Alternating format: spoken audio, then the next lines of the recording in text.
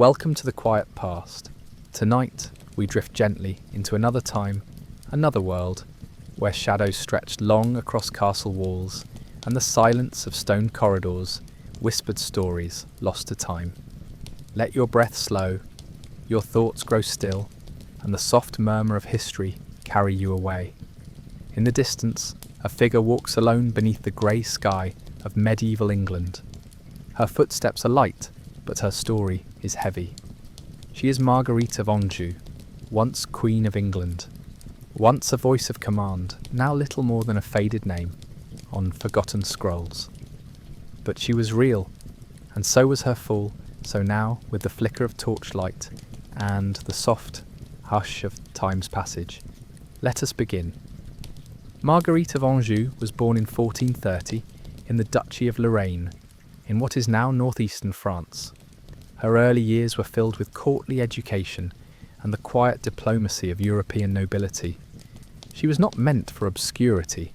She was the daughter of René of Anjou, a man who styled himself King of Naples, of Jerusalem, of Sicily, though in truth he ruled very little. Yet Marguerite's lineage was impeccable. She was related by blood to the powerful Valois dynasty of France, and in the ever-turning wheel of dynastic marriages, her path led across the Channel into the damp stone chambers of England's royal palaces. At the age of just 15, she was married to Henry VI, the young, devout, and mentally fragile King of England. The match was meant to solidify peace between England and France following the long ravages of the 100 Years' War, but from the beginning, the foundation was built on uneasy ground. Henry was not a man of action. He was gentle, scholarly, pious to a fault, and ill-equipped for the brutal politics of his court. As tensions simmered between rival noble houses, the Red Rose of Lancaster, the White Rose of York, it would be Marguerite who stepped into the silence, who raised her voice in defence of her husband's crown, who took the reins when her king could not. She was clever, assertive, and unafraid to wield power, but England was not kind to foreign queens. Whispers followed her through the halls of Westminster. They called her proud, arrogant, meddlesome, unwomanly. When Henry suffered his first great mental collapse in 1453, becoming completely unresponsive, for over a year, Marguerite ruled in his name.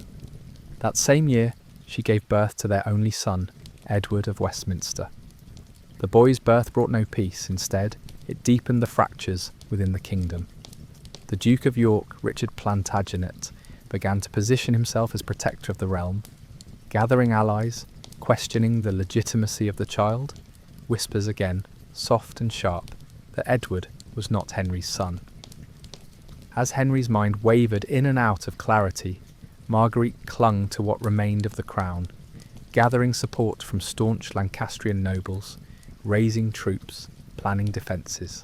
The Wars of the Roses began not in fire and fury, but in quiet suspicion and simmering resentment.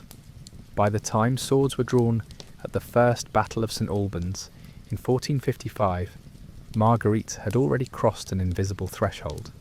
She was no longer merely queen. She had become a general in silk, a strategist in velvet. Over the following years, as the conflict spread through the countryside like slow fire, Marguerite moved from castle to castle, negotiating with lords, raising armies, and always defending the right of her husband and her son. She was not always successful. The tide turned again and again. One moment Lancaster would hold power, the next York would rise like mist over the moors, hard to see until it was everywhere. In 1460, Richard of York was killed, but his son, young Edward, took up his father's claim.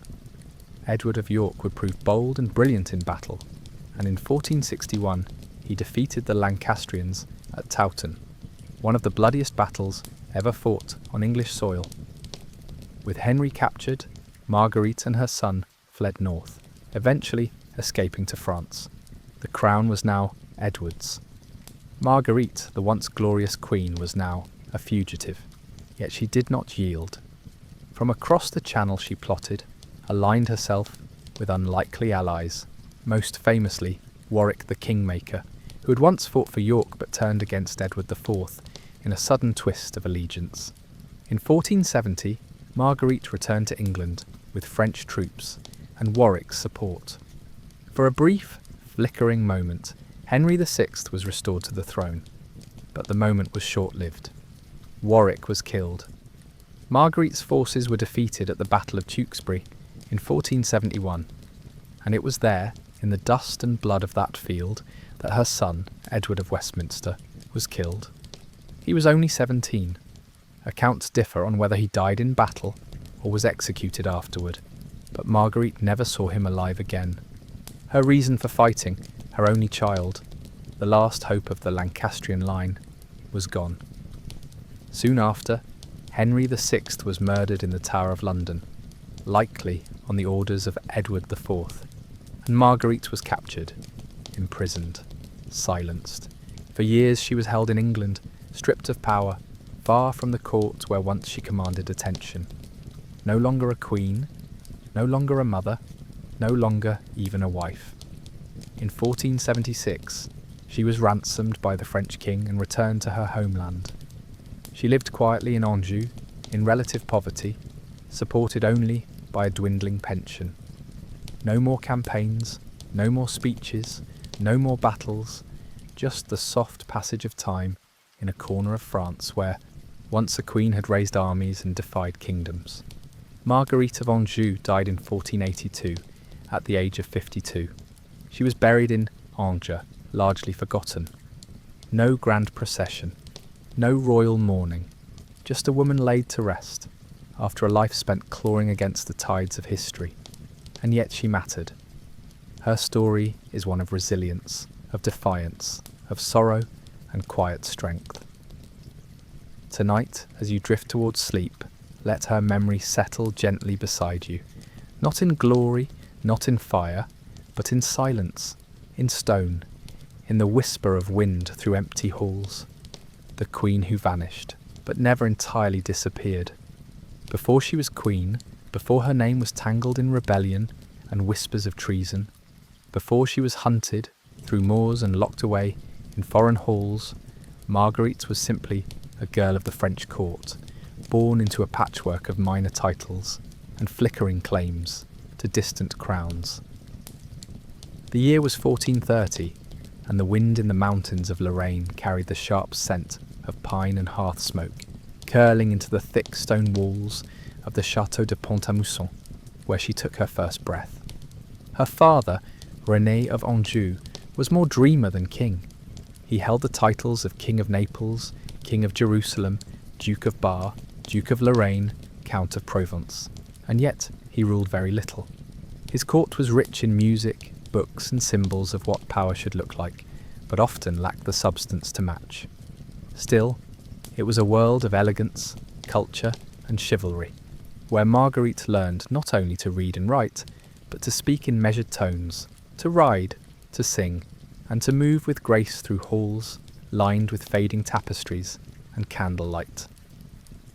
Her mother, Isabella of Lorraine, was practical and sharp, a woman whose mind moved like quicksilver, guiding Marguerite's education with a firm but quiet hand.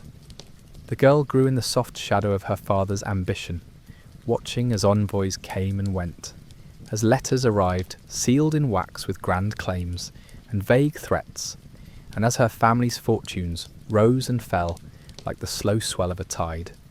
From a young age, she understood that names mattered more than gold, and that a girl with the right blood could one day stand beside a throne. The 100 Years' War still raged across the English Channel, though the worst was behind them. France, long battered by the invasions of English kings and the madness of Charles VI, was beginning to recover. The war's rhythms echoed through every decision in Marguerite's life. When she was just 13, whispers began to swirl that she might marry into the English crown, a union designed not for love, but for peace, to bind old wounds with the delicate threads of marriage.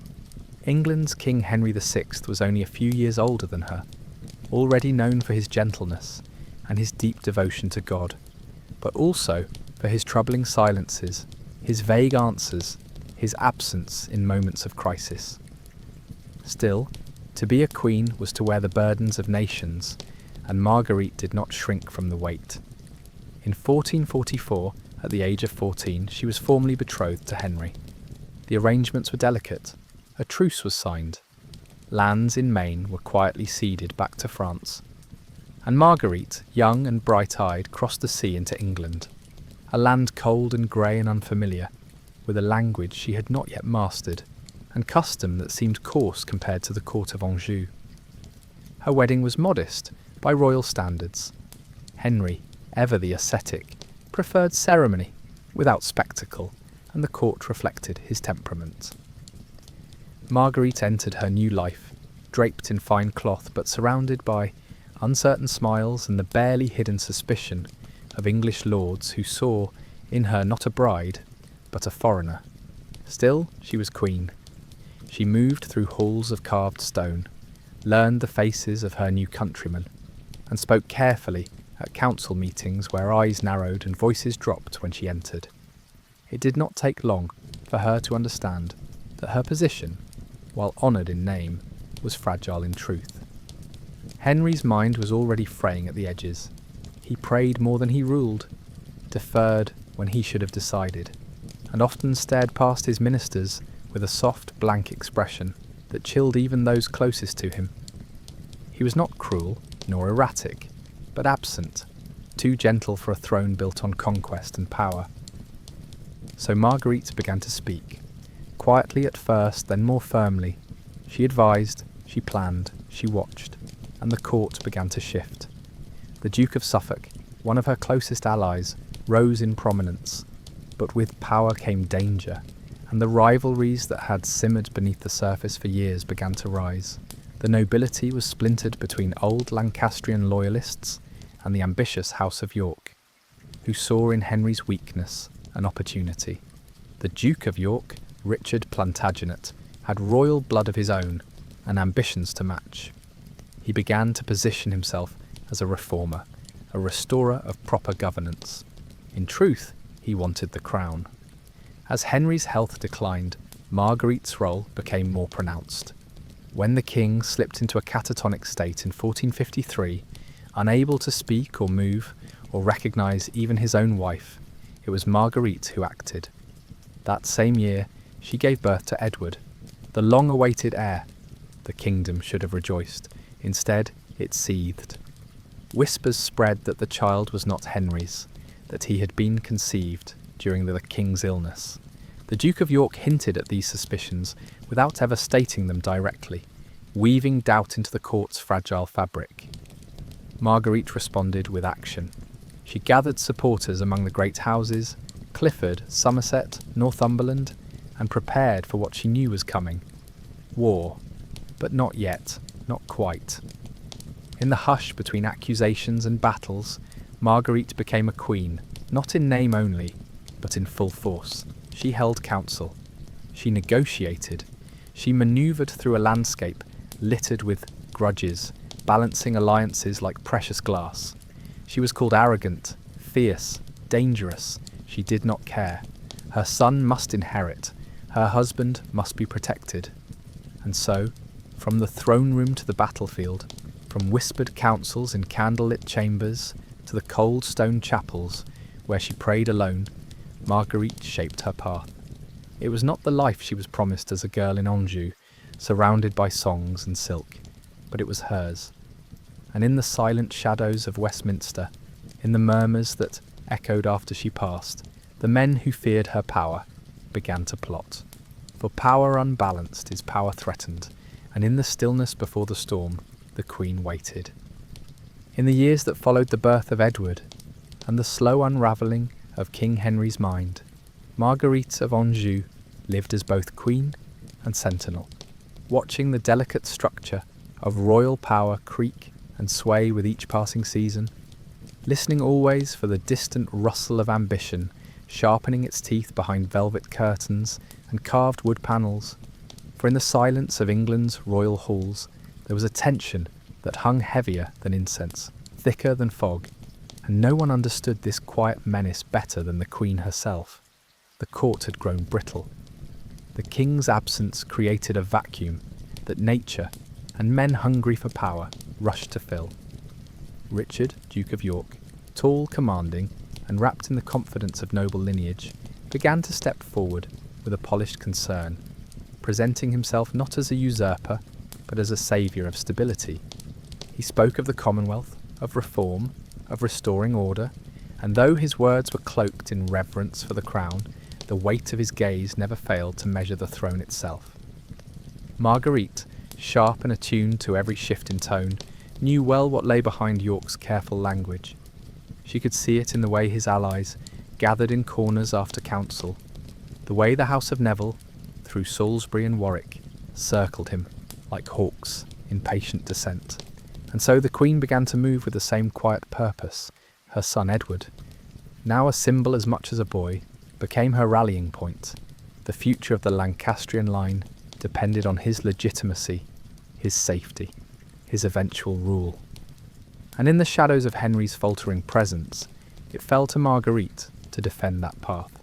She reached out to loyal houses, mending old wounds with soft words and strategic promises. Somerset remained firmly in her camp, as did Northumberland, Clifford, and Devon. The court became a chessboard where pieces moved not in bursts of fury, but in sighs and side glances, in secret letters and midnight visits, under cloaks and quiet oaths, sworn over cups of mulled wine in rooms where only the embers bore witness. But the kingdom itself stirred with unease. Beyond the castle walls, beyond the reaches of courtly manoeuvring, there were murmurs in towns and villages. England was weary. Taxes were heavy. The wars in France had drained both coffers and patience, and though peace had technically been achieved, it felt to many like a hollow word, a distant promise wrapped in foreign tongues. Bandits roamed the countryside, local lords acted with impunity, and always, the spectre of collapse loomed like a storm on the far horizon. It was in this climate, heavy with unrest, that the first true clash erupted at St Albans in 1455. Marguerite did not fight on that field, but her presence was felt in every gesture of resistance against York's encroaching influence. The battle itself was brief and brutal, fought in narrow streets between market stalls and stone houses, with archers loosing arrows in tight arcs, and armoured men crashing into each other like waves breaking against stone. When the dust settled, Henry had been captured. Somerset was dead. York's influence surged, and for a time Marguerite was forced to retreat into the background. Her son guarded even more closely. Her movements watched, her allies whispered against. Yet she did not break. She waited, she watched.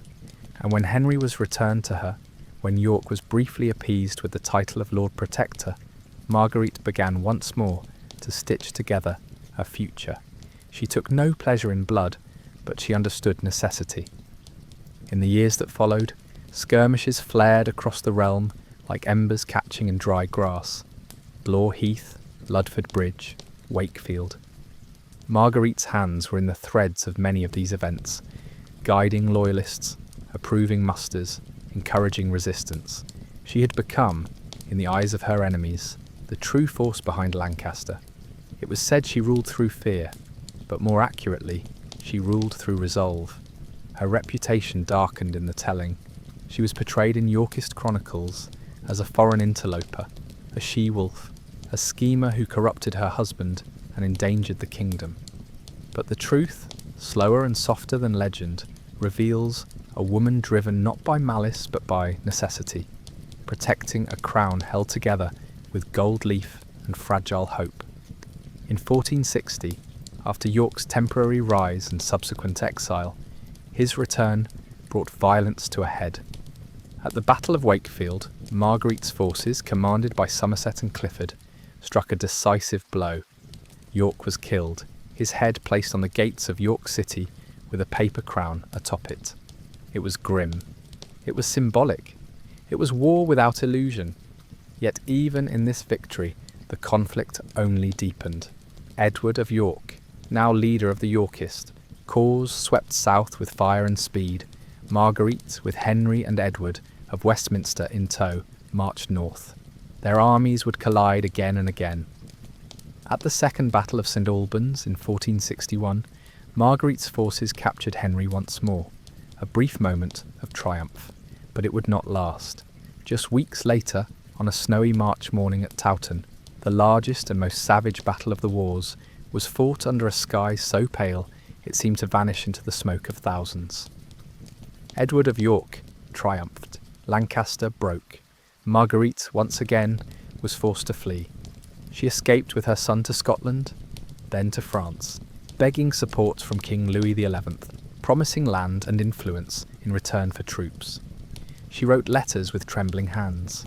She appealed to old alliances, and slowly, painfully, she gathered strength for another return. It was a queen's work done in exile, quiet, desperate, enduring. She did not rage, she planned.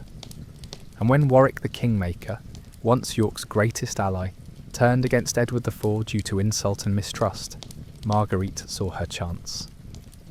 The alliance was uneasy. Warwick had killed many of her friends. He had mocked her in the past, but now they shared a common enemy. In 1470 they returned. Henry was briefly restored, and for a moment the red rose bloomed again. But the roots were shallow, the soil was poisoned, and the winds of war had not yet stilled. The spring of 1471 crept over England with grey skies and sodden fields, a hesitant thaw loosening the frost-bitten edges of a kingdom still held in the jaws of uncertainty.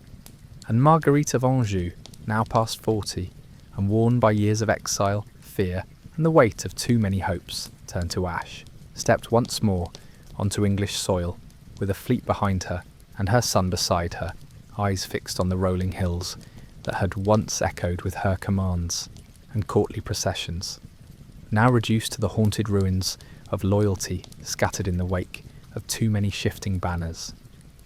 Her return was not triumphant. It was measured, cautious, underscored by the silence of betrayal and the frailty of new alliances.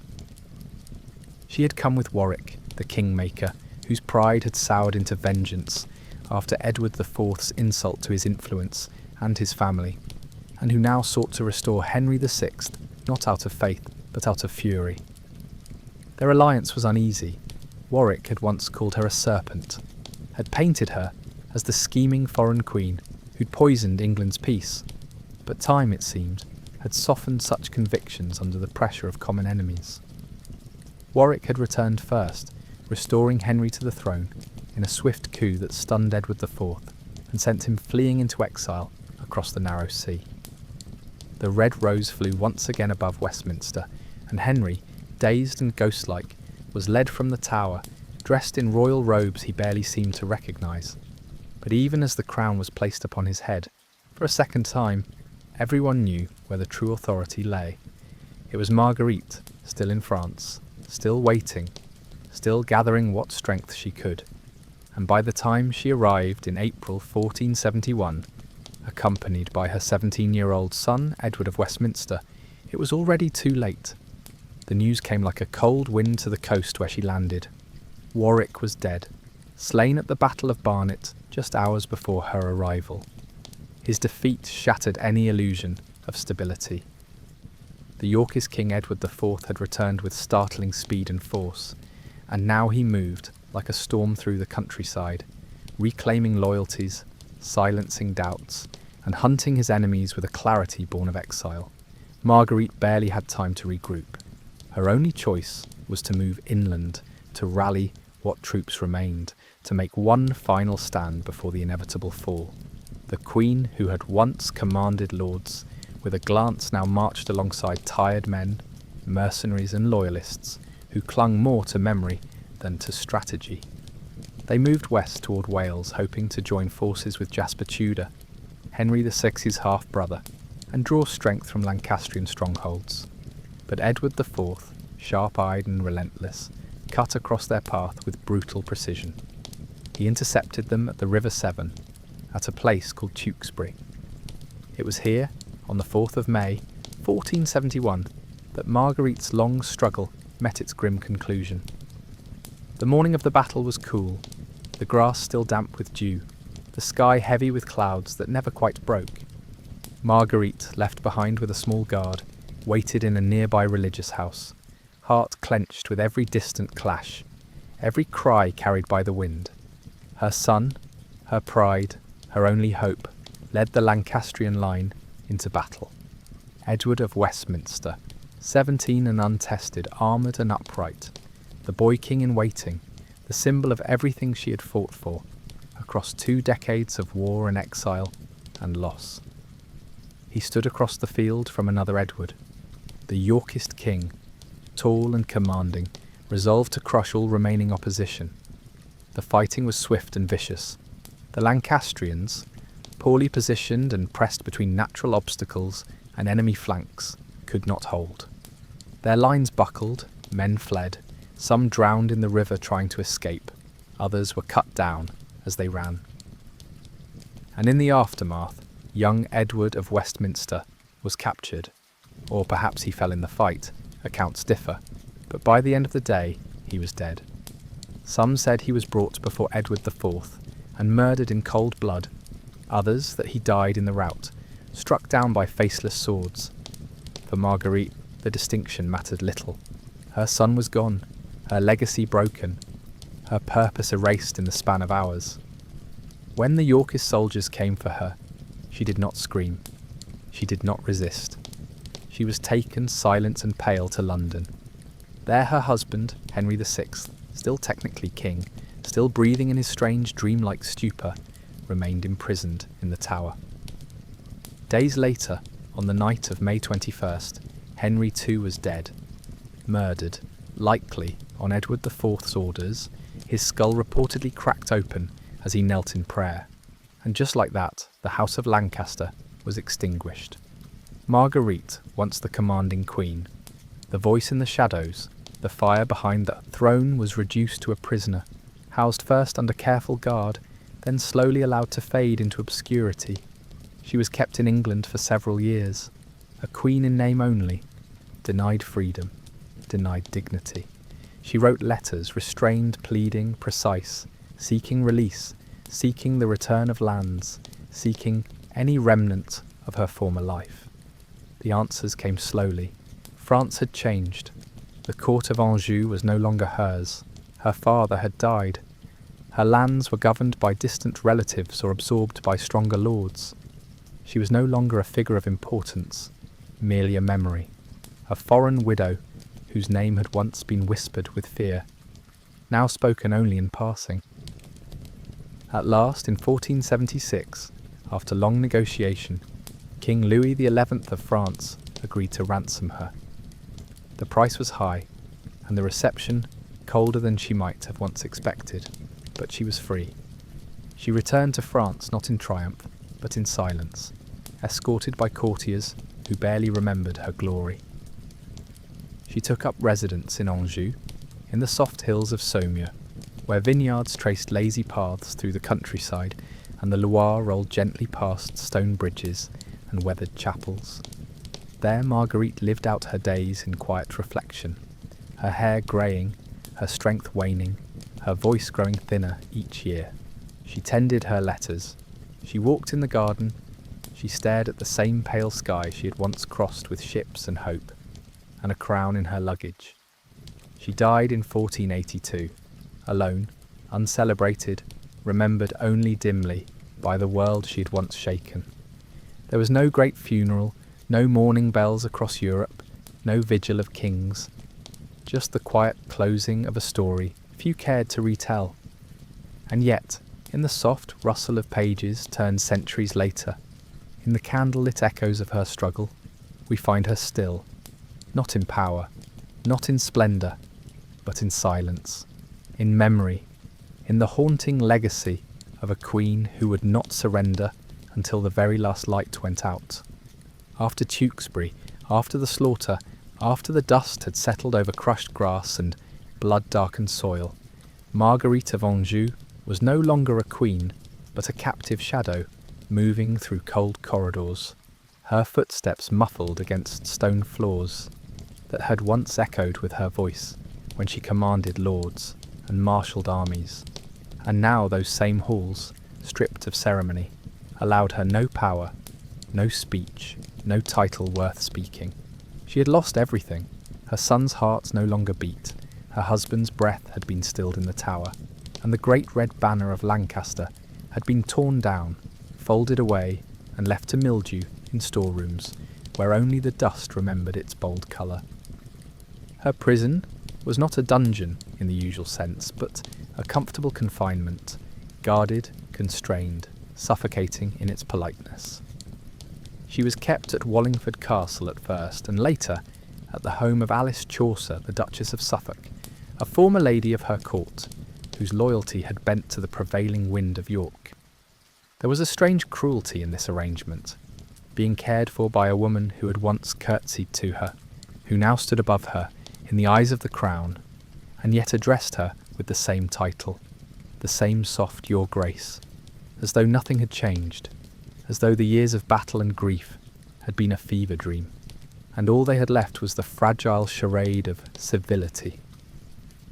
Marguerite lived in a small suite, sparsely furnished, her days marked by the slow progress of time measured not in meetings or courtly routines, but in the rhythm of meals brought by quiet servants, in the letters she wrote with careful script and desperate precision, and in the rare moments she was allowed access to news from beyond her walls, snippets of gossip, brief updates from France, occasional letters from relatives who spoke in strained tones of diplomacy, of possibility, of some far-off restoration that never came. She asked about her son's body, where it had been laid, how it had been treated, and the answers were vague, wrapped in the uncertainty of a battlefield burial, possibly in the abbey at Tewkesbury, possibly elsewhere. There was no grave she could visit, no tomb she could touch, no stone to place her palm against and weep in silence.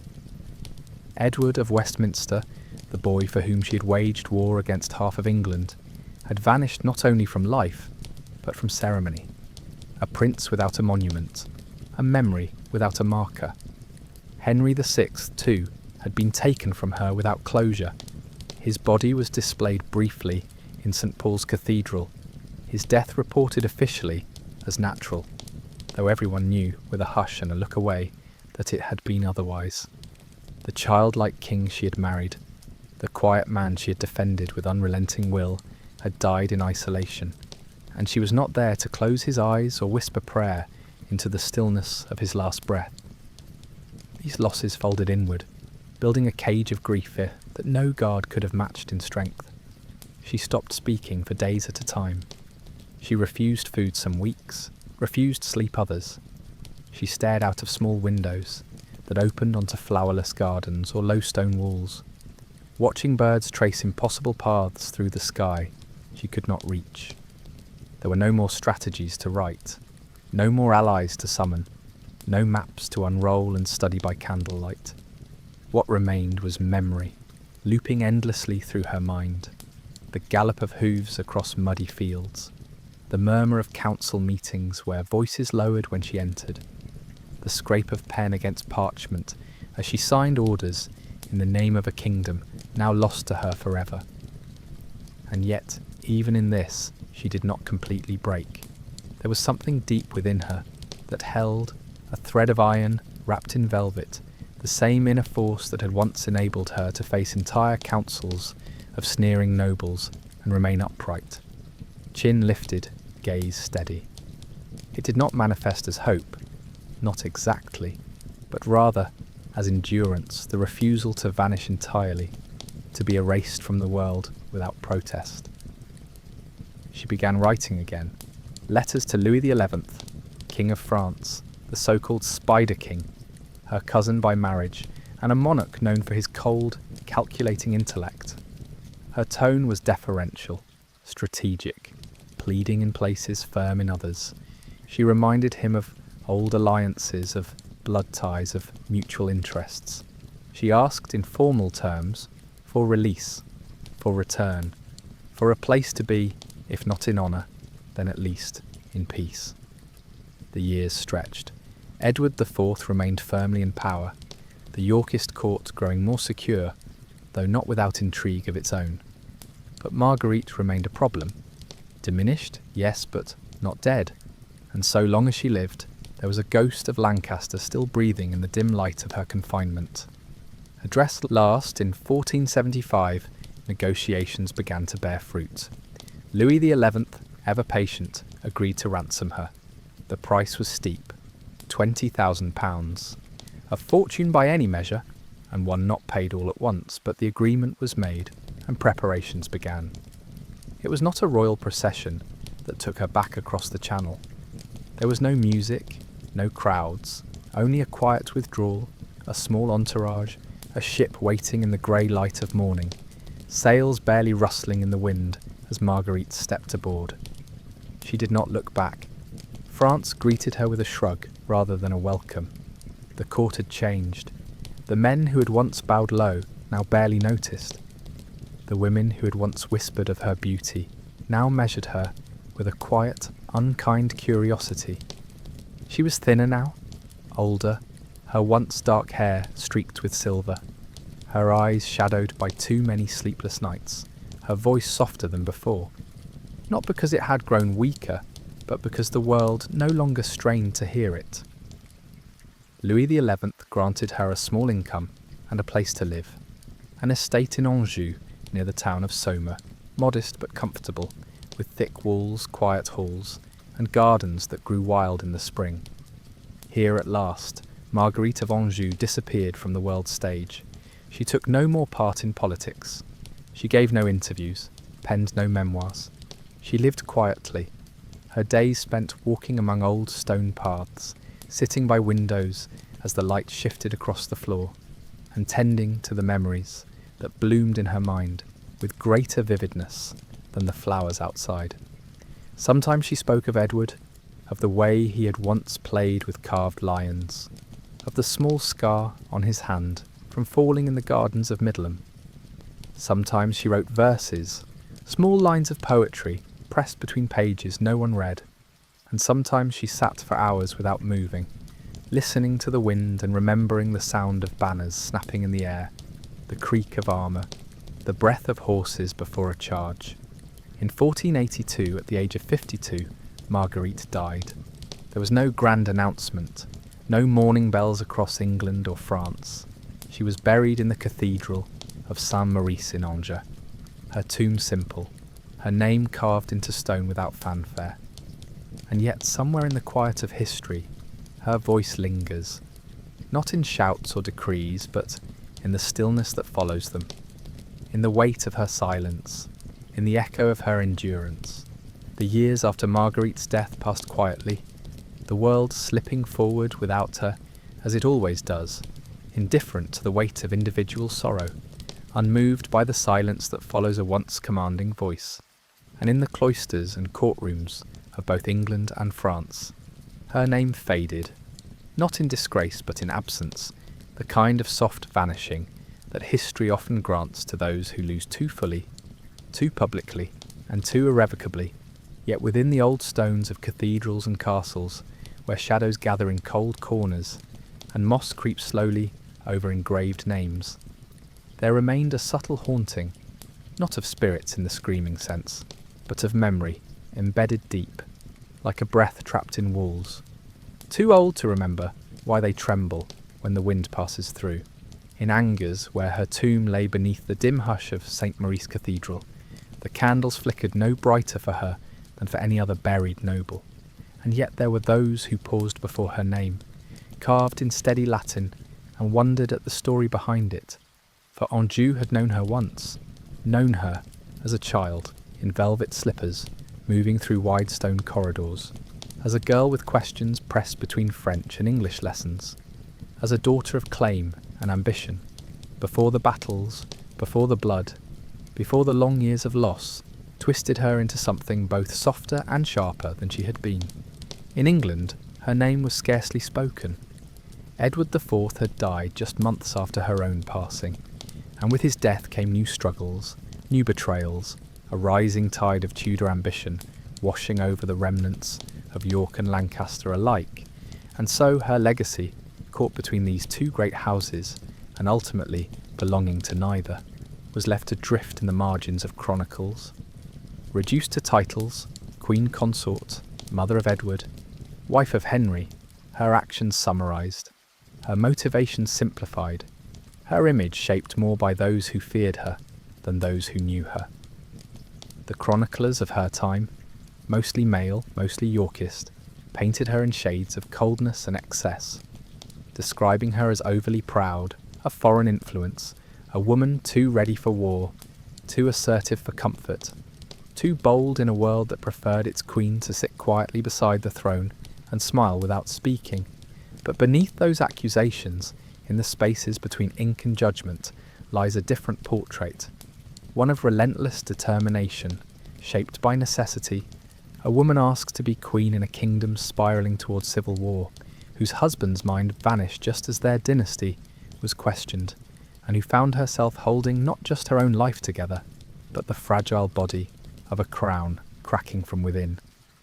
Marguerite's story, when peeled back from the layers of propaganda and retrospective disdain, is one of survival against impossible odds, of a woman learning to wield power in a world that had no comfortable place for powerful women, and doing so not through inheritance or chance, but through conscious, determined resistance.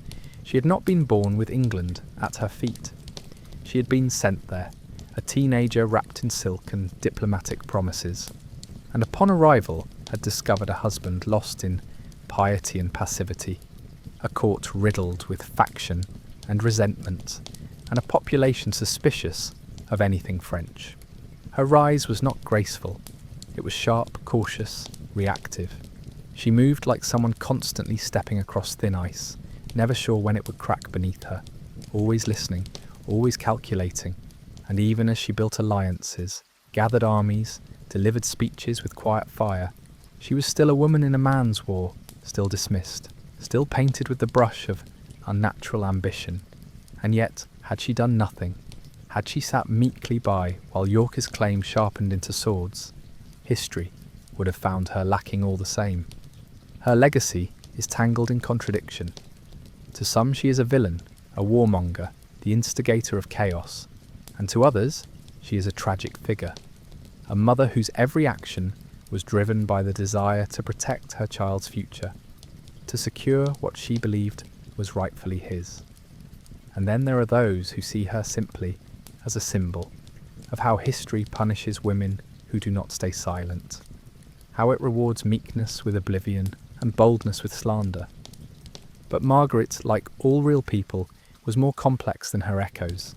She was strategic, emotional, fiercely intelligent, and deeply human. She wept for her son. She worried over her husband's vacant eyes. She bore the insult of being dismissed, distrusted, and diminished. And still she returned, again and again, to the fight. She was not perfect. She made enemies. She made miscalculations. She trusted men who betrayed her. She alienated allies. She held grudges. But she also endured, long, after others had fled or fallen. She endured imprisonment, exile, disgrace, widowhood, and maternal grief that has no name. And she did so without the benefit of time rewriting her story, without the safety of history smoothing her edges. In the soft light of retrospective calm, in the hush of night, when stories are remembered, not for glory, but for the quiet ways they unfold across years, the journey becomes something different. Not a tragedy in the theatrical sense, but a long, slow unravelling of everything she built, everything she loved, and everything she once believed would last.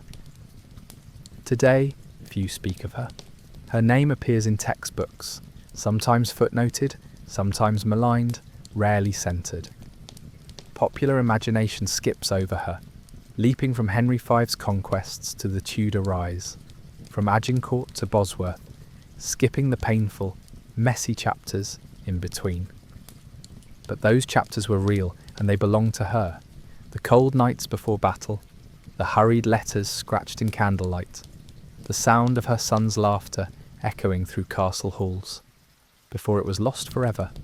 These moments were hers, And though they do not shine in monuments or golden crowns, they live on, quietly, in the stone she touched, the parchment she marked, the lives she changed. In the whisper of old halls where her footsteps once passed, there is a presence, not loud, not ghostly, but patient.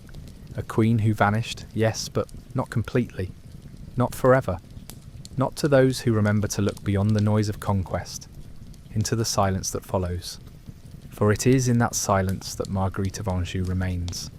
Long after the banners were furled and the blood had dried into the fields of Tewkesbury, after the last surviving embers of the Lancastrian cause had been stamped out, and the Tudor dawn still lay beyond the horizon, Marguerite of Anjou existed not in the blaze of rebellion, nor the pageantry of court, but in the subdued grey of exile, a quiet figure, seated in the twilight of her own legacy, far from the echoing halls, where once she had stood in crimson and gold, where her voice had commanded men twice her age and twice her rank, where policy had bent around her sharp intellect, and where her very presence had drawn both awe and fear in equal measure. And now all that remained of that world were memories softened by time, dulled by the absence of urgency, shaped more by recollection than relevance. For Marguerite had become a historical artefact, even as she still breathed, living among stones older than memory, in a land that had once been hers only through marriage and treaty, and which now held her only through the fragile courtesy of old allegiance. In Anjou the days moved with a softness unfamiliar to her years in England, where time had been measured in declarations, campaigns, and crises, where every dawn had brought new calculations, and every dusk had closed with the weight of consequence. But here, in the quiet vineyards and the moss-draped chapels, the hours slipped past like mist, uncounted, unmeasured, marked only by the slow growth of ivy, and the seasonal return of birds to the high stone gables of her modest estate. She spent her days walking the garden paths worn by previous generations, her fingers brushing the leaves with absent care, her mind wandering not forward, but backward, always backward, to a time when she'd spoken with kings, when she had wrapped herself in decisions that shaped kingdoms, when the fate of England itself had seemed to pulse in her hands, like a fragile, beating heart, and now all that remained of that pulse was a dull throb beneath her ribs, a memory she could neither escape nor revive. She corresponded occasionally with a handful of distant cousins and courtiers, mostly formal letters penned in careful French, filled with the pleasantries expected of a former queen who no longer commanded attention but still carried the echoes of her crown. And though her replies were gracious, they were thin, stripped of politics, devoid of urgency, shaped more by habit than by hope. For the wars were over, her son was gone, her husband was buried far from her reach, and the world had moved on without her. In these letters she did not speak of Edward, not in the way others might expect, for grief had no comfortable language, no sentence structure that could contain the totality of that loss, and so instead she let his memory drift through her days in silence, appearing in the curve of a bird's wing, in the way sunlight dappled through high windows, in the quiet spaces between raindrops falling on old flagstones, and though his voice had long since vanished, she could still remember the shape of it, the rhythm of his childhood questions, the way he had once looked up at her, unknowing, believing there would always be time. In the late hours of night, when the wind moved through the shutters and the candle's flames swayed like a slow breath, she would sometimes sit with old papers, letters, decrees, scraps of plans drawn on the backs of maps, and trace them with her fingers, not reading so much as remembering, allowing the texture of ink and parchment to carry her back to rooms now long vanished, where men had once leaned in to hear her speak, and lords had once sworn oaths by her side, and none of them could have guessed how swiftly it would all collapse into silence. Occasionally, travellers would pass through Anjou and speak her name with curiosity, with wonder, with the softened caution reserved for those who once held power, but now lived in its absence, and they would wonder aloud what she thought of the state of France, of England, of the changing tides of politics. But Marguerite rarely answered such questions, not because she lacked opinion, but because the space between having power and merely commenting on it was too vast to cross without bitterness, and she had no desire to wear bitterness like a cloak. She had already worn so many titles: queen, consort, mother, traitor, widow, captive, and now she preferred no title at all, only the quiet dignity of survival. She had once believed in destiny, in lineage, in the divine right of blood, but in the stillness of her later years, those beliefs unravelled under the weight of experience, and what remained was something quieter, a kind of acceptance not born from resignation, but from witnessing too much, from seeing how easily power can become prison, how swiftly glory can shift into grief, how the very crown she had fought to protect had cost her everything. When news came, as it inevitably did, of shifting allegiances in England, of rumours swirling around the young princes in the Tower, of the rising star of a distant relative named Henry Tudor, she read the words without reaction, not because they meant nothing, but because they meant everything, and she no longer had the strength to carry those meanings. Perhaps, in another life, she might have known Henry. He was her nephew by blood, the son of her husband's half-brother, but they had never met, and whatever future he carved from the ashes of Lancaster would not be hers to witness. The Wars of the Roses, as they would later be called, were not named thus in her lifetime. To her, they were not a singular war, but a cascade of moments, each linked by cause and consequence, each more personal than political, and to reduce them to flowers and colours would have seemed strange, even cruel, for she had seen the real cost, had buried it, had wept over it, had carried it in her body long after the battles ended. In 1482, when her body finally gave way, it did so not with drama, not with spectacle, but with the same quiet endurance that had defined her final years. She died in her bed, the air still, the room dim, the world unchanged. There were no trumpets, no funeral processions of weeping nobility, no elaborate tombs carved with triumph. She was laid to rest in Angers among her ancestors, her name etched modestly into stone, another royal in a land that remembered too many. And yet even in death, she did not truly vanish. In the years that followed, in the tapestries that still hung in old castles, in the pages of dusty chronicles, in the dreams of women born to power but raised in caution, Marguerite of Anjou lived on, not as a cautionary tale, not as a villain, not even as a queen, but as a woman who refused to disappear quietly, who stepped into the vacuum left by a faltering king and held her ground against a world that never wanted her to stand at all. And somewhere in the quiet spaces of history, where the light is low and the silence deep, her voice still echoes. In the centuries that followed Marguerite of Anjou's quiet burial in the cathedral at Angers, the dust of history settled slowly over her name, fine as ash, clinging to the records with the kind of soft erosion that does not erase so much as blur, and little by little she drifted into that peculiar realm reserved for the nearly forgotten, a place where once great figures linger not in the reverence of monuments or the roar of tales retold, but in the half-light of speculation, in the faint echo of their footnotes, and in the dim, candle-lit corners of archives, where hands turn fragile pages that crackle beneath the weight of centuries. Her bones lay undisturbed, but her legacy wandered. The England she once fought for moved on, first into the Tudor age with its polished Renaissance glint and the clever smile of Henry VII, then into the turbulence of Reformation and rebellion, the rise and fall of dynasties layered like sediment over the ground. She once walked in boots muddied by campaign marches and council chambers. Her memory was neither demonised nor lionised, not truly.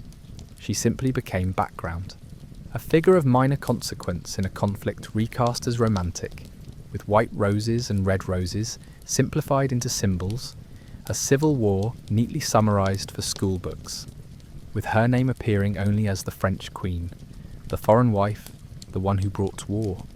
But that telling leaves too much unsaid. It brushes over the years of endurance, the sheer effort of presence in a hostile land, the courage it took to remain standing when the wind of every event tried to bend her.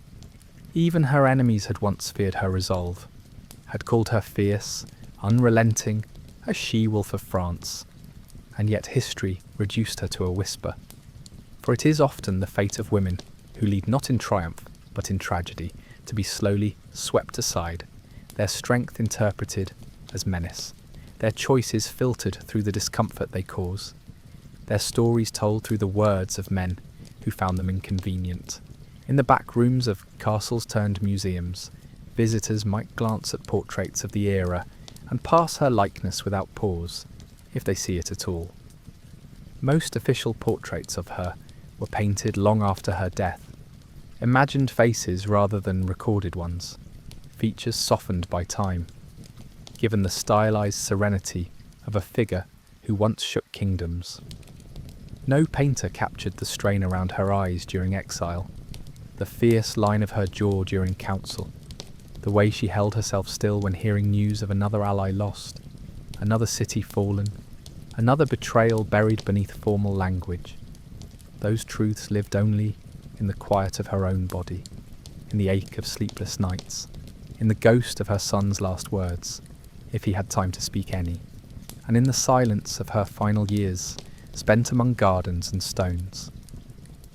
She had lived a life defined by waiting, waiting for a crown to solidify, for her husband to recover, for allies to return her letters, for her son to be crowned, for ships to arrive, for battles to end, for peace to begin, for home to open itself to her again.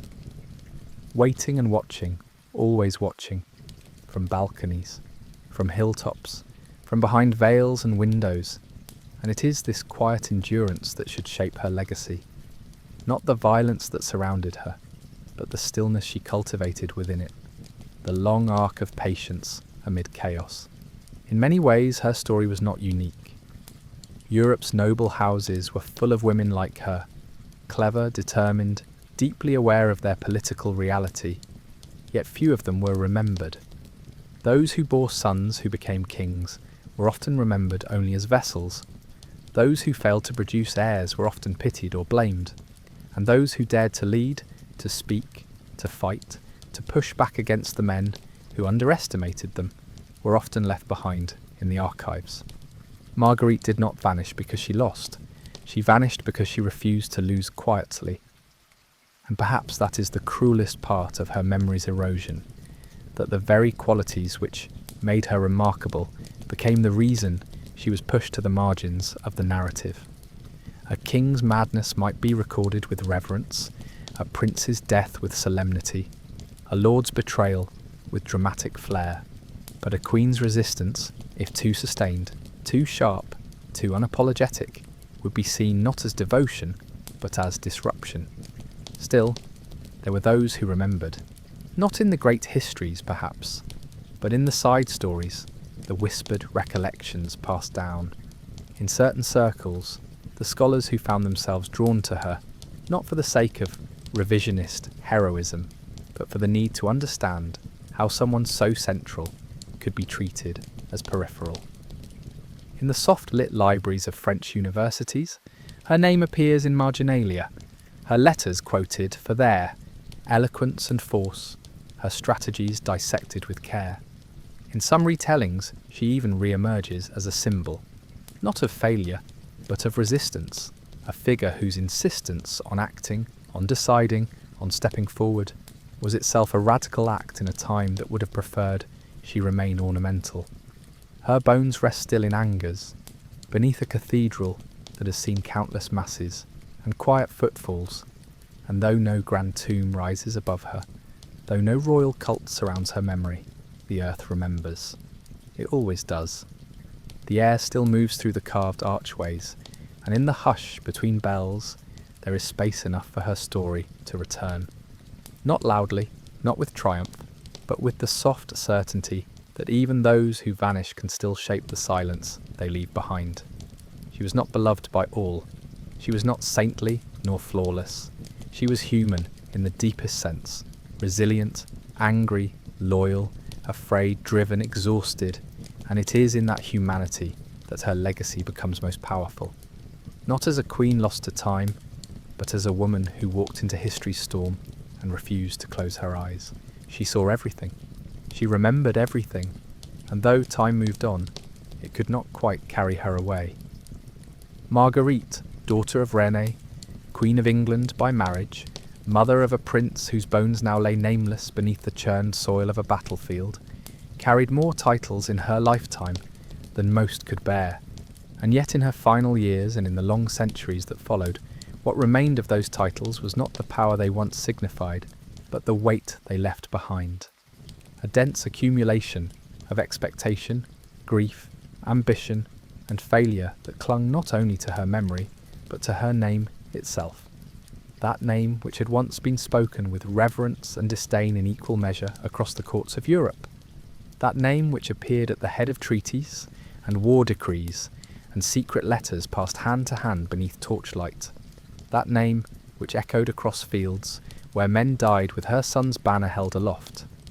That name which history gradually turned into an afterthought, smoothing away its sharpness until it could lie flat between the pages of books that cared more for kings and bloodlines than for the minds of those who shaped them.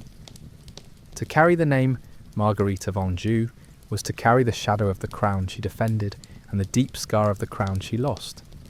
It was to be remembered, if at all, through the lens of men who feared her reach, who questioned her right to lead, who dismissed her strength as arrogance and her resolve as manipulation. And yet she carried it still, through every court that whispered against her, through every betrayal that hollowed out her alliances, through the endless motion of war camps and river crossings and royal processions interrupted by ambush and loss, and finally into exile, where the syllables of her name meant less than they ever had, and where even the French soil that had birthed her offered no comfort, only a cold civility, a residual respect for what she had once been. In Anjou, her name became a curiosity, a relic of failed dynastic hopes, spoken in the past tense by those who remembered her youth and avoided mention of her return. Servants did not call her queen. Neighbours did not bow. Letters addressed her with formality, but without fervour. And behind every greeting was the unspoken truth that her power was gone, her family dead, her future empty.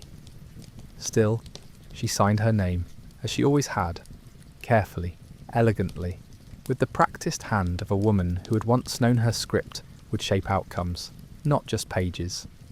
It was an act of memory, of defiance, perhaps even of self-preservation. For when the world forgets you, the act of remembering yourself becomes sacred. The ink on those letters did not bring her armies, nor pardon nor peace, but they kept her tethered to a version of herself that had once stood at the centre of the world's chaos, and perhaps that was enough. And yet names, like people, change shape under pressure. Marguerite became Margaret in English mouths, and the subtlety of that transformation carried with it an erasure, a softening, a recontextualization that dulled the sharp lines of her legacy. Margaret of Anjou in English histories became a figure of ridicule or warning, her story retold through the lens of Shakespeare's pen, where she appeared not as a woman, but as a dramatic device, a mouthpiece for bitterness, a symbol of unnatural ambition. In the plays, she strides onto the stage already twisted by grief and rage, hurling curses, mourning ghosts, prophesying doom. There is truth in the pain, but none in the context. The years of diplomacy, of governance, of desperate resilience are stripped away, replaced by spectacle. It is not Marguerite who lives in that version, but something else entirely, something made for the audience's shiver. This too is the fate of many women in history, to be rewritten as symbols once their usefulness has passed. In life, they are threats. In memory, they are warnings. Rarely are they people. Rarely are they allowed the dignity of complexity. And yet Marguerite's real life, the one not flattened by plays or simplified by summaries, was filled with the small daily struggles of someone trying to hold a crumbling world together. She was not born to command armies, yet she did. She was not trained to lead factions, yet she did. She was not raised to survive imprisonment, exile, and irrelevance, yet she did. Every morning she woke with the knowledge that her son's future depended on her will, and every night she laid down with the knowledge that she had not been enough to save him. That is not melodrama. That is the reality of a mother who outlived her child, and who had to carry that silence for years after his voice had gone quiet. In her letters, there are no outbursts, there is no self-pity. There is restraint, dignity, a weary logic. She asks for her rights, her lands, the return of a small measure of, the wealth she once commanded, not out of greed, but because she needs to live. She does not ask to be queen again. She does not demand restoration. She does not speak of revenge. She simply wishes to exist. And even that was almost denied her. Her name appears in fewer and fewer records as the years pass. By the time of her death, her legacy was already paper thin, sustained only by those who still remembered the weight of her crown or the colour of her standards. And yet, that name, Marguerite of Anjou, still holds power for those who choose to look closer. It is the name of a girl sent to a foreign court at 15, who became queen before she could fully become a woman. It is the name of a wife who stood beside a king slipping into madness, and who held the court together in his absence. It is the name of a mother who crossed battlefields and borders to secure her son's inheritance, and who endured the unthinkable when that son fell. It is the name of a prisoner who survived humiliation. It is the name of an exile who kept writing. It is the name of a woman who lost everything, and yet was not lost herself. And perhaps that is what remains of her name in the end. Not the titles, not the roles others gave her, but the quiet fact of her endurance. When we speak her name now, in the flickering quiet of reflection, we do not call forth a queen of grand victories or shining legacies. We call forth a woman who stood and stood and stood, long after the world had asked her to sit down. And that in its own way is a kind of royalty no crown can bestow. There is a peculiar stillness that descends over the legacies of those whose lives once thundered across kingdoms. The kind of deep and lingering quiet that is not born of peace but of historical fatigue, of collective forgetting, of time smoothing out the jagged edges of lives once defined by crisis and decision. And it was into this quiet that Marguerite of Anjou eventually faded, not by choice, and not by some poetic withdrawal into tranquility, but because the world moved on, as it always does, and the fires she had stoked, fought, fled, and survived were finally extinguished by forces too vast for one woman's memory to contain. And so she remained, present yet distant, recorded yet misunderstood, remembered but rarely truly seen. By the time a new generation of rulers came to sit upon the thrones she had once protected and contested, Marguerite was already little more than a reference, a name associated with a war no one wanted to talk about anymore. A war that had no neat ending, no definitive victor, just a long, bruising fatigue that had reshaped the nation and left its people hungry, not only for bread, but for new stories. Less painful stories, ones filled with triumph rather than attrition. The Tudor age arrived wrapped in symbols of unity and fresh beginnings, a bright page after the darkness, and there was no room on that page for the ghosts of a queen who had lost so completely. Still, her shadow lingered, faint but undeniable, in the corners of memory. Those who cared to dig could find her in dispatches and diaries, in council records and foreign correspondences, where her name appeared alongside matters of state, not always central, not always flattering, but always there, persistent, unyielding, as if refusing to be erased entirely. She had lived for a cause, a lineage, a fragile crown, and though that cause had crumbled, the memory of her devotion to it remained like the outline of a structure, long collapsed, its foundation buried but not gone. And even in the places where she was mocked, distorted, reduced to a trope or a symbol of womanly excess, the truth of her endurance peered through, not loudly, not triumphantly, but quietly, like light filtering through a cracked shutter, patient, soft, and undeniable. In England, she became the prototype of the political woman who must be feared. In France, she was an exile politely ignored, tolerated rather than celebrated. And yet neither country truly understood what she had been, because the nature of her role defied the tidy categories that history prefers. She was not simply a consort, nor simply a mother, nor simply a foreigner in a hostile court. She was all of those things, and more. A strategist, a survivor, a woman whose resilience became her most enduring characteristic, and whose ability to continue, despite the crushing weight of defeat, marked her as extraordinary, not in victory, but in endurance.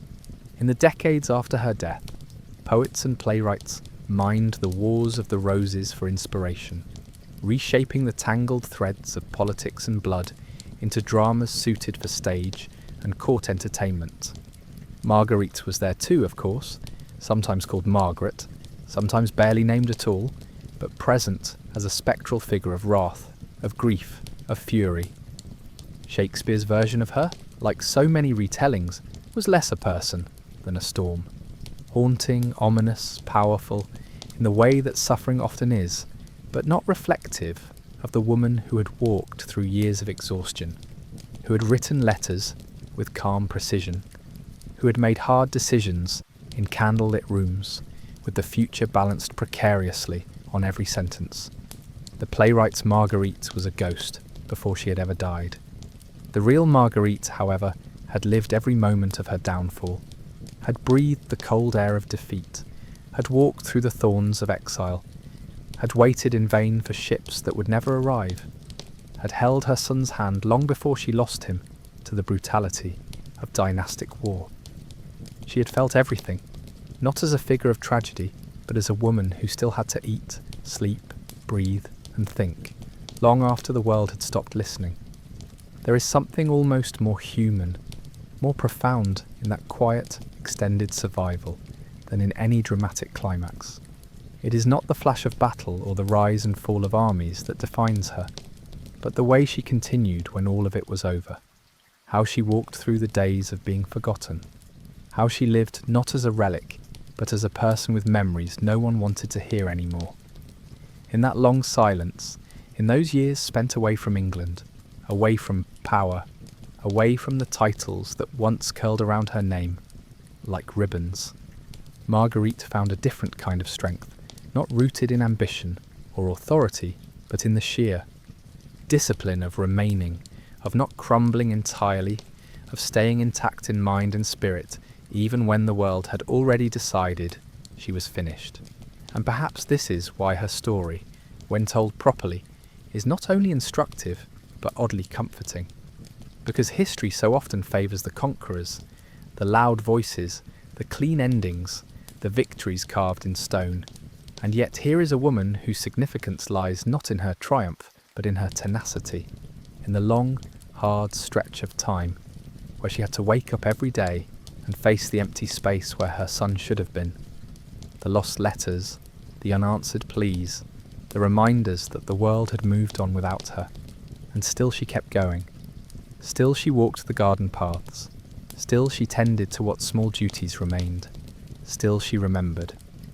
She became in her final chapter, not a queen, not even a symbol, but something quieter and perhaps more lasting, a witness, a person who had seen the full arc of power and loss, who had stood at the centre and then far beyond the edge, and who bore that knowledge with dignity. And so, in the great tapestry of history, where threads are cut and rewoven, where colours fade and brighten depending on who is doing the telling, Marguerite of Anjou's thread may be pale, may be tucked in a corner, but it is unbroken, it holds, it endures. Not because it was the brightest, but because it was among the strongest. And as the centuries continue to roll forward, burying some stories and resurrecting others, there is always room to pause, to look back, to speak her name not as a caution, but as a truth. She lived, she endured, she mattered, and even now, in the quiet after glory, she remains. The idea of monarchy is one draped in spectacle, cloaked in the shimmer of ritual, the soft clink of gold, and the murmured oaths of solemn ceremony. But for Marguerite of Anjou, the crown she wore was not forged solely from jewels, or bound in velvet, but shaped instead from expectation and necessity, and sharpened with every year she spent defending what so many thought she could never hold. And in the long shadow of that crown, one she had worn first as a girl of 15, and later as a woman carved hollow by war and loss, there existed no resting place, only the echo of battles fought with pen and voice and presence. Each day of her reign marked not by triumph but by resistance, not by glory but by the relentless demand to remain, to endure, to survive the scrutiny of a world that looked upon her not as ruler or partner or sovereign presence, but as an interloper, as a symbol of foreignness, of femininity made political, of agency that could not be quietly folded into the backdrop of kingship. From the first moment she arrived in England, Marguerite's crown was contested. Not officially, not in the language of law, but in the subtle, corrosive ways that power is resisted when it comes in forms unfamiliar to the men who believe they are its guardians. And so she was measured not by her ability to lead, but by her accent, her manner, her perceived arrogance, her refusal to smile at the right moments, her unwillingness to nod when lesser men made poor decisions. She was watched. She was whispered about. She was judged more for the tilt of her head than for the substance of her thoughts. And yet she led.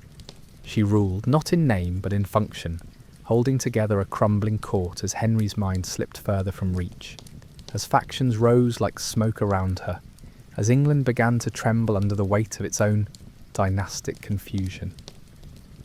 Marguerite's crown was invisible in those years, but it was real. It was heavy. It pressed down on her with every choice she made, every ally she tried to keep close, every gesture that might be read as ambition rather than duty. It was the kind of crown that leaves no ceremony, only scars. And when the war finally broke around her, when the rose banners unfurled and the swords were drawn, and the names of houses became battle cries, she did not step aside. She did not retreat to the quiet corridors of domesticity. She raised armies, she gave speeches, she made alliances. She sent her husband into hiding, her son into danger, and herself into the direct line of fire. Not for conquest, not for personal glory, but because the alternative was silence, disappearance, surrender. And a woman like Marguerite, raised on the intricacies of court diplomacy, trained in the power of speech and presence, could not, would not, become a footnote to someone else's rise. But the cost of that refusal was immense. The crown she wore, unseen, unblessed by coronation since her earliest years, demanded everything. Her reputation, shredded by propaganda and political rivalry, never recovered. Her son, the embodiment of everything she fought for, died at the moment she most needed him to live.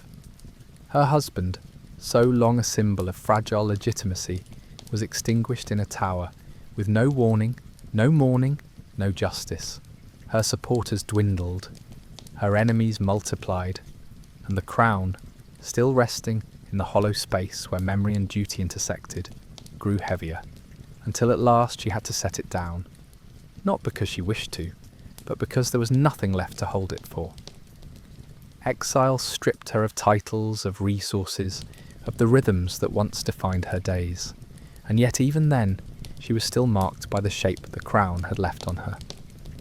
In France, where the courtiers saw her as a relic of failed ambition, where her presence was acknowledged but not embraced, she moved with the grace of someone who had known power intimately and could no longer be bothered with the performances that accompanied its courtly trappings. She did not beg, she did not flatter, she did not plead for recognition. She simply lived. each day measured by its own quiet weight, each decision no longer a matter of state, but of dignity. She read, she walked, she tended to letters that bore little consequence, and in the stillness of that life, the crown transformed again. It was no longer the burden of authority or the symbol of contested sovereignty. It became a private thing, a memory worn quietly, a trace of selfhood that could not be taken even by defeat. In her last years, Marguerite was no one's queen, not by law, not by title, not by ceremony, but she was still Marguerite of Anjou, and she had not forgotten who she had been, what she had done, and why it had mattered, even if the world around her preferred not to look too closely. The weight of the crown had bent her, but it had not broken her, and in that quiet she remained, steady in her reflection, sharp in her memory, softer perhaps in spirit but never hollow. She had known the illusion of security, the fickleness of loyalty, the razor's edge of reputation. She had seen how easily truth could be shaped by those who wrote the records, and how quickly a woman's strength could be rewritten as threat. And still she had stood, still she had answered, still she had worn the invisible crown, not for display, not for acclaim, but because there was no other choice. It had become part of her. And when at last her breath slowed in the quiet room in Anjou, when the final silence fell and the last candle flickered out, that crown passed into memory, not gold, not jewelled, but etched into the story of a woman who had refused to disappear. Her enemies would remember her as dangerous. Her allies would remember her as necessary. History, in its laziness, might forget her entirely. But the truth remains, quiet and unshaken. She wore the crown. She carried it through war and ruin. And when the time came to set it down, she did so with the grace of someone who had long known that true power is not in the title, but in the bearing. Marguerite of Anjou, queen without a throne, mother without a monument, widow without a kingdom, still bore the weight of rule long after the rule had ended. And in the end, it was that weight, not the crown itself, that defined her.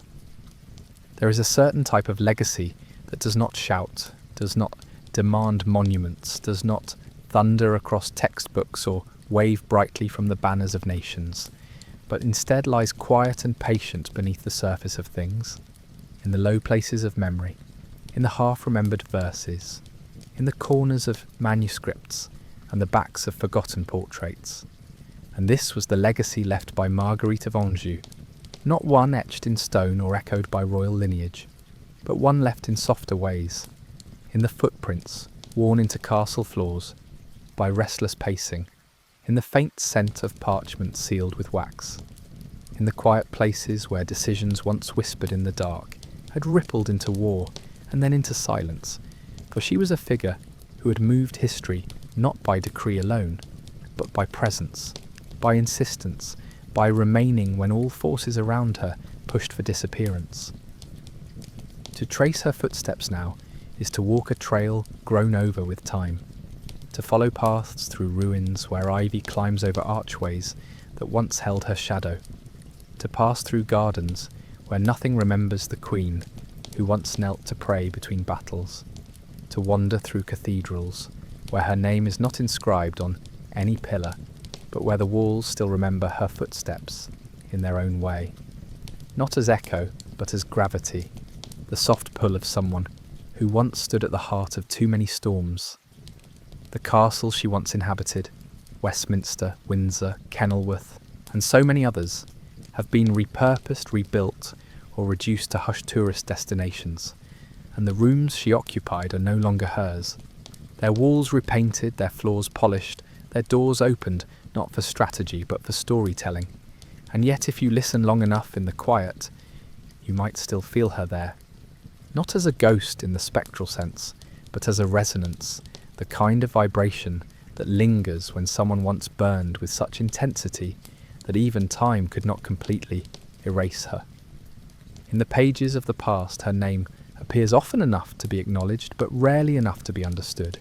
And this is the strange paradox of her memory, that she is everywhere and nowhere, that her influence was profound, and yet her story remains half told, always framed by the men who stood beside or against her, rarely told in her own voice, which is a loss not just to her legacy, but to the understanding of how power really functioned in the precarious years of civil war.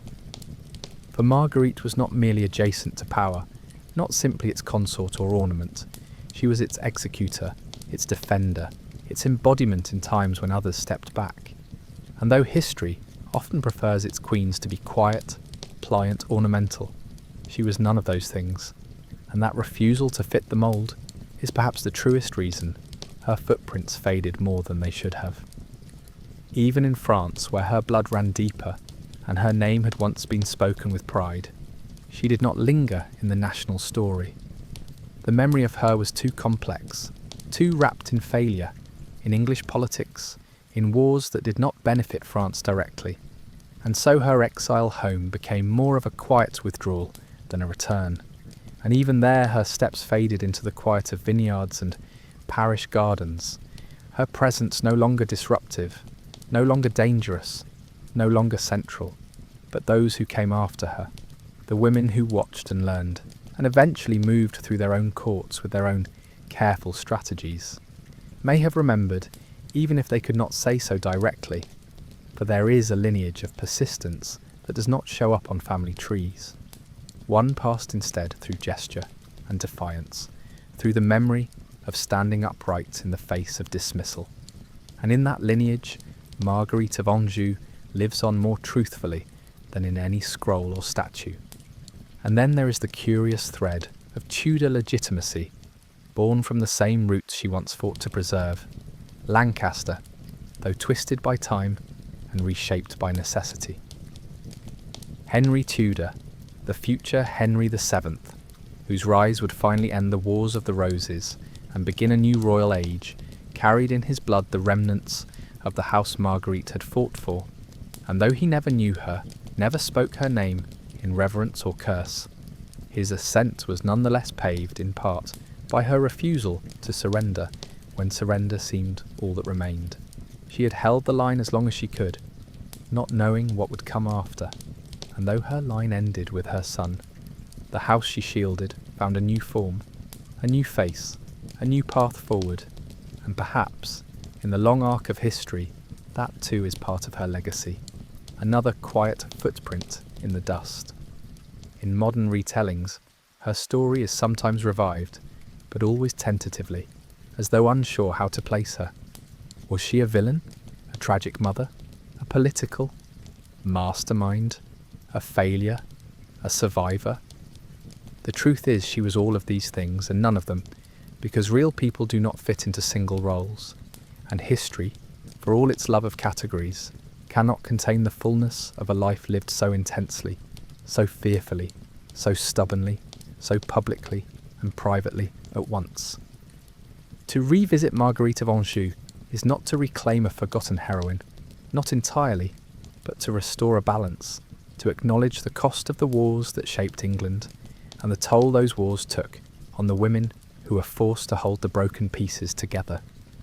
Her story is one of perseverance against a backdrop of betrayal, of personal loss masked by ceremonial robes, of maternal grief drowned in political consequence, of exile endured with a dignity that never asked for pity. She did not need pity.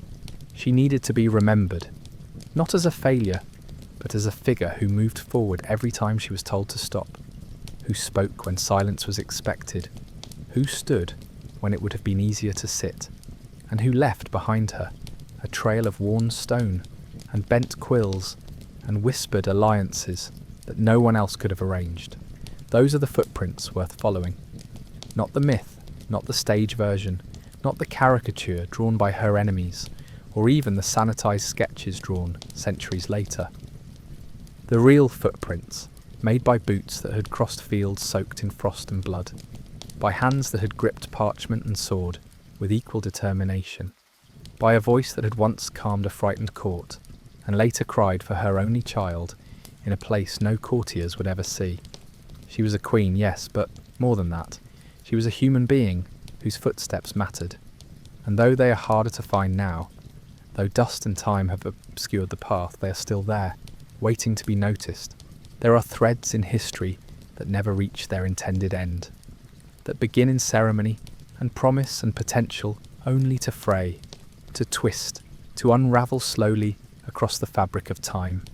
And Marguerite of Anjou's threads was one such line, bright at its start, tangled in its middle, and lost at its end.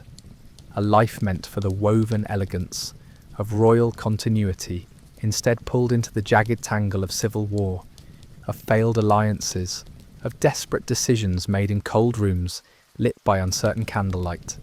And in the long pause that followed her final years, that thread remained. Not vibrant, but not entirely severed either, just frayed and fading, a strand waiting for hands that would never return to tie it back into the great tapestry where her presence had once commanded so much attention. She had been meant, in another time, to be part of the enduring lineage of English queens whose names were carved into coronation stones and whose faces adorned the coins of the realm. But that vision, so carefully imagined by those who brokered her marriage to Henry VI, had fallen apart almost before it began, torn by the king's gentle detachment from the world, by the ambitions of rival nobles who could not abide the thought of a queen who would not stay silent, by the sheer impossibility of ruling a kingdom that no longer agreed on who ruled it at all. And so her thread did not weave into permanence, but dangled in the margins, still strong, still present, but never quite allowed to finish what it had begun. And what, truly, had she begun? She had begun as a bridge, a symbol of peace between England and France. A young girl trained in the quiet elegance of diplomacy, fluent in languages and courtly manner, clever with words, skilled in presence, and she'd stepped into her role with the kind of grace that made others underestimate her, believing her to be soft, pliant, ornamental, and yet from the very beginning she had seen more than she had let on, had listened more carefully than they realised, had understood that the role of queen in a fractured kingdom required not gentleness, but precision, not beauty, but stamina, not decorum, but will, and so she shaped herself to survive it.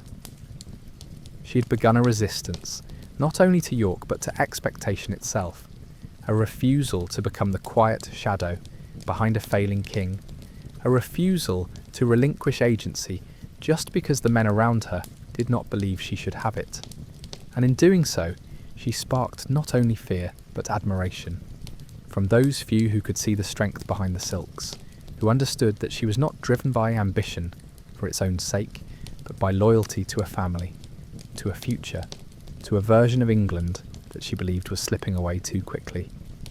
She had begun a lineage, if only for a time, placing all her hope into the small bright soul of her son Edward, the boy who had been born into a war and who never knew peace, the boy who grew up among whispers and camps and scribbled notes sent by messengers in the night, the boy she raised not only as her child, but as the embodiment of everything she could not afford to lose. And when he died, on that terrible day in Tewkesbury, when his blood soaked the earth that should have crowned him, it was not only a son that Marguerite lost, but the very future she had spent her life building, the thread she had tried to spin forward into something lasting suddenly cut with the kind of brutality that leaves no repair. She had begun the habit of endurance, the steady repetition of survival that followed her into exile and kept her breathing long after there was any reason to do so. And in those long final years in Anjou, with no court to manage, no war to plan, no allies to plead with, she had still carried herself as someone who had a place in the world, even if the world no longer offered her one. And that, too, is a thread worth following. The thread of refusal to fade entirely, of choosing stillness over disappearance, of continuing even when history's eye has turned away. But for all these beginnings, there was no clean conclusion. Her death was not the end of a chapter in any national narrative, not the closing of an era with fanfare or grief, but a quiet exhalation that barely disturbed the still air of her modest French residence, a passing noted more by the ledger of royal pensions than by the pens of historians, and her burial, though respectable, was not a monument to her complexity, but a punctuation mark to a story few wanted to remember in full. And yet the threads remain. In old records, in the margins of books written by those who had seen her in her early days, and remembered the fire in her speech, in the faded sigils embroidered on battle-worn standards once held high by knights who had pledged themselves to her son, in the yasai of old wood, where once she had sat to write letters with hands that trembled but did not stop, in the half-familiar melodies of French songs once sung softly in the corridors of Anjou when she could not sleep. They are still there, delicate, almost invisible, but woven into the fabric of the past in ways that resist total erasure. And in the modern age, where the appetite for history grows again among those willing to look beyond the victors and into the silences, her thread is found and followed once more, by hands that see its strength, that recognise its texture, not as failure, but as fortitude. And perhaps this is the ending she never received in life. Not a coronation, not a resurrection, but a quiet restoration. A place again in the story, not because she demanded it, but because it was always hers, waiting.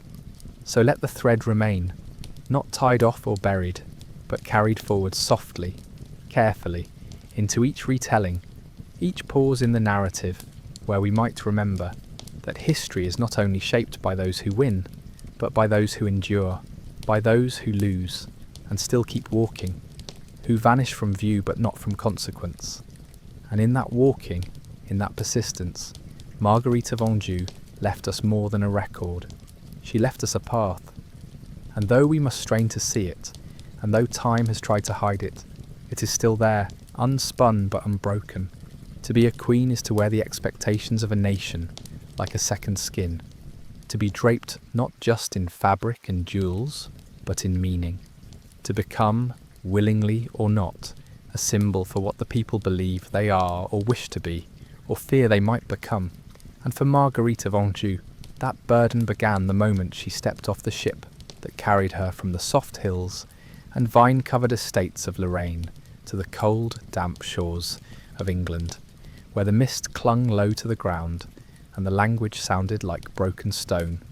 And from that first breath in foreign air, she was already being measured, not for who she was, but for what she represented. The bridge between two hostile nations, the treaty in human form, the crown's attempt to stitch together peace with lace, and youth and diplomacy. And she knew even then, even as a girl of 15, that her role would never be her own to define, that she would carry a crown shaped by others, that she would be asked to serve a country that did not ask what she needed in return. And so she served, she wore the crown. She stood beside Henry VI, whose gentleness and piety drew sympathy but no loyalty, who loved books more than politics, and who ruled in a kingdom that needed strength more than scripture. And as his mind unravelled, so too did the illusion of order. And Marguerite, with no training but deep instinct, stepped forward into the void he left behind. Not because she desired rule, but because someone had to. And as the men of court fought over power in backroom whispers and loud accusations, she raised her son and gathered her allies and tried to keep the spinning plates of the realm from crashing all at once. But queens are not forgiven for being necessary. They are only celebrated when they are silent, beloved when they are invisible, and when they speak, especially when they speak often, with clarity, with command. They are seen as dangerous, unnatural, unwelcome, and so the court turned against her. The chroniclers sharpened their quills, and the legends of her pride and cruelty began to spread like cracks in marble, slow and unstoppable, and soon she was no longer just a queen, but a caricature of foreign ambition, a scapegoat for every failure, every division, every discomfort the kingdom could not name. And still she endured. She marched with armies. She stood on muddy fields and signed letters that changed the course of battles. She stared down noblemen who believed they had the right to speak over her. She whispered counsel to a king who no longer recognized her. She taught her son to be ready, always ready, even when the world seemed to promise nothing but ruin. She watched as castles changed hands and loyalties crumbled and friends betrayed her for better fortunes. She fled when she had to, returned when she could, refused to let her name be erased, even as the banners of York rose higher each year. And when her son was killed, when Edward, the boy whose future she had shaped every hour of every day since his birth, the boy who had grown in the crucible of her love and ambition and necessity, was struck down either on the battlefield or in the aftermath, the details forever clouded by blood and silence, something within her broke so deeply that even the hardest stone could not have held the weight of it. From that moment, she ceased to be a queen in anything but name. She became instead the widow of a nation, not just of Henry, whose body was later found cold in the Tower, his skull cracked as history would later reveal, not just of her son, who died before he could ever truly live, but of England itself, of the idea of it, the promise of it, the version of the country she had once tried to hold together, protect, lead, and ultimately lose. And in her exile, in her long widowhood, from all that she had been and all that she had tried to preserve, Marguerite wore her grief with a silence that stunned even her former critics. She did not write memoirs. She did not seek revenge. She did not try to rebuild a court in miniature. She simply endured. She lived modestly. She remembered everything. She walked the gardens. She looked out across the waters and knew that somewhere beyond them sat a land that once needed her and then cast her aside. She breathed. She endured. She lived for years like this, not a monarch. Not even quite a subject anymore, but a figure both too large and too distant to be fully understood. She had become history while she still drew breath.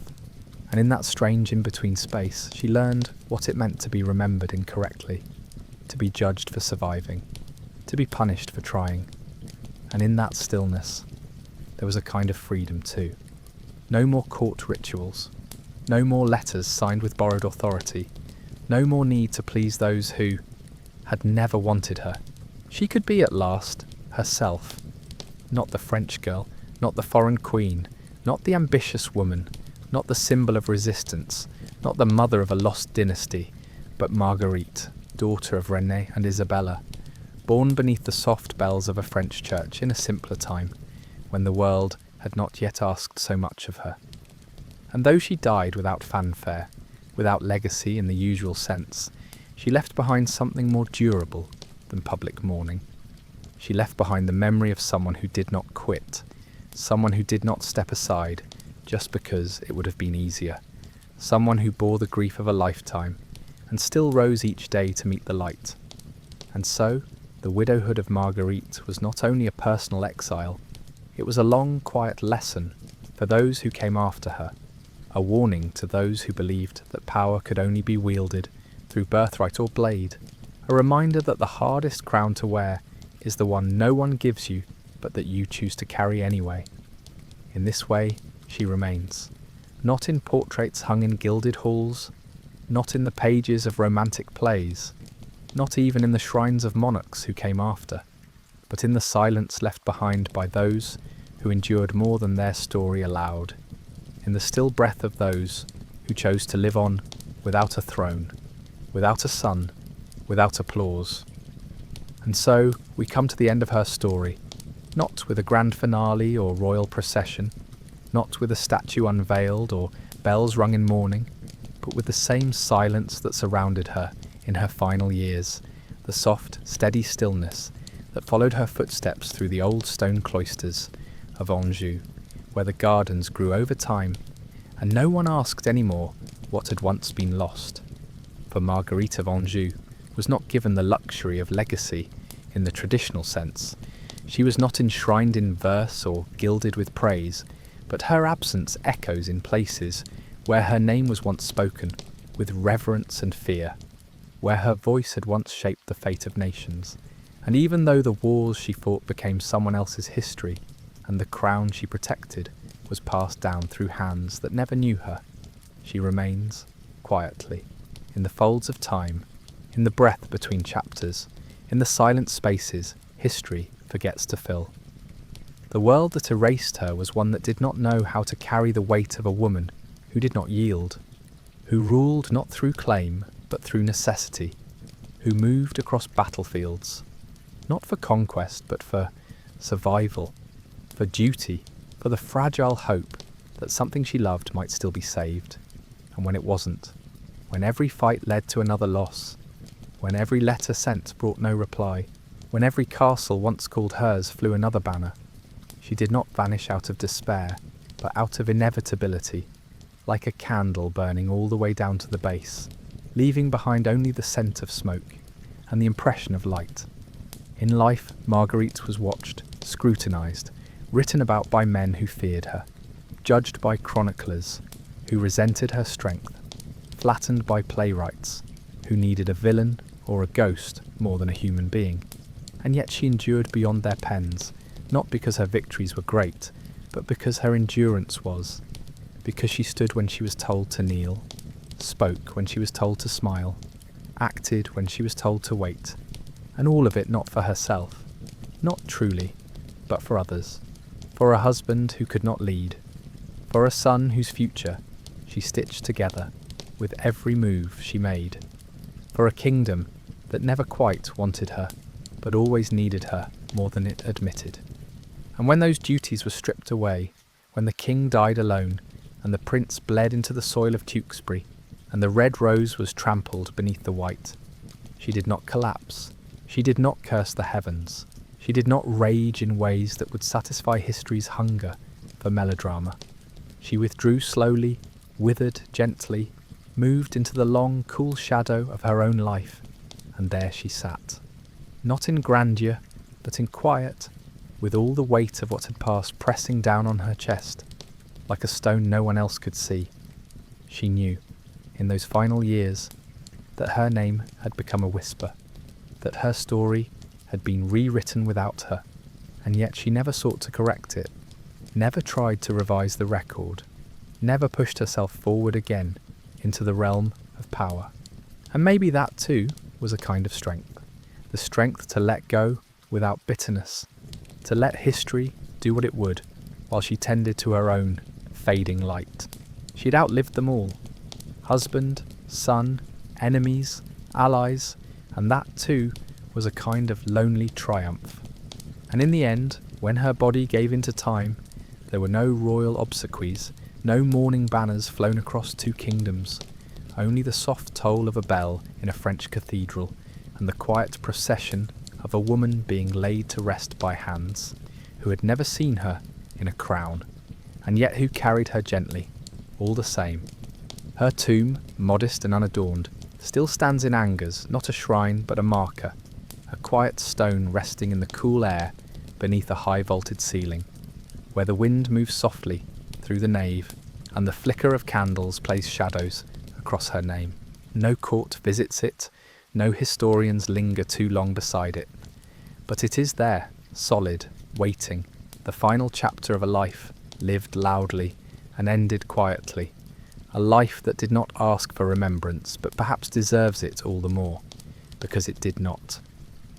In the long arc of time, where queens rise and fall and are sometimes remembered only by the men they served, or the heirs they bore, Marguerite of Anjou stands apart, not because she was loved or victorious or admired, but because she refused to vanish on anyone's terms, but her own. She lived for others and died largely alone, and in between she walked through some of the darkest corridors of England's royal past with nothing to guide her but instinct and will, and still she moved forward, always forward until there was nowhere left to go. Hers is not the story of a woman who won. It is the story of a woman who remained. And perhaps that is a softer, deeper kind of victory, one that cannot be measured in crowns or castles, only in the echo she left behind. Tonight, as you rest, you may forget her name by morning, and that is all right. You do not need to carry her with you. She has been carried long enough, but as you drift into sleep, let the memory of her steadiness settle gently over your thoughts, the quiet weight of someone who bore more than most could imagine, and asked for so little, in return. Let the stillness of her ending become your stillness, the silence she slipped into become your peace. And let her be what she was always meant to be. Not a caution, not a villain, not even a queen, but a voice made quiet by time, now finally at rest.